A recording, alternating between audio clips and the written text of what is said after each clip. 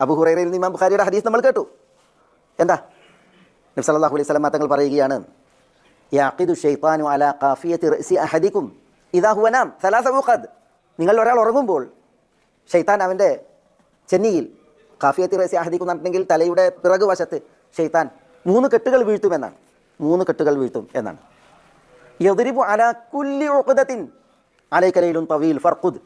ഓരോ കെട്ടിടുമ്പോഴും ശൈത്താൻ ഓതുന്ന ബോധനം, അവൻ്റെ ദുർബോധനം, ലൈലുൻ തവീൽ, ദീർഘരാത്രിയാണ്, ഫർഖുദ്, അതുകൊണ്ട് നന്നായി ഉറങ്ങിക്കോ എന്ന് ഓമനിച്ചാണ് ശൈത്താൻ ഈ കെട്ടുകൾ വീഴ്ത്തുന്നത് എന്ന് ജീവിതത്തിൽ കളവ് പറയാത്ത നബിയുന മുഹമ്മദ് സല്ലല്ലാഹു അലൈഹി വസല്ലം പറയുകയാണ്.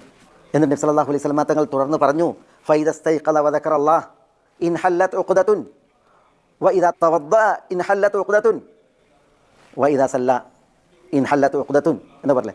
ഒരു മനുഷ്യൻ നേരം പുലർന്ന് ഉണർന്ന് എഴുന്നേറ്റ് അള്ളാഹുവിന് ദിക്റെടുത്താൽ ശൈത്താൻ കെട്ടിയിട്ട് ആ ഒരു കെട്ടഴിയുമെന്നാണ്. എന്താ?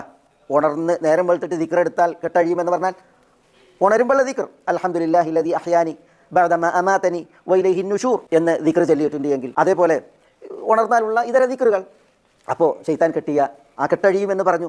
ശുദ്ധി വരുത്തിയാൽ മറ്റൊരു കെട്ടഴിയുമെന്ന് പറഞ്ഞു.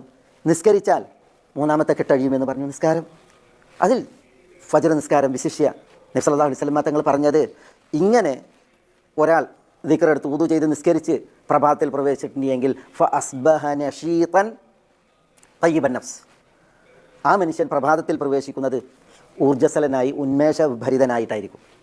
തയ്യിബൻ നഫ്സ്, നല്ല മനസാന്നിധ്യമുള്ളവനായി, നല്ല മനസ്സുള്ളവനായിട്ടായിരിക്കും.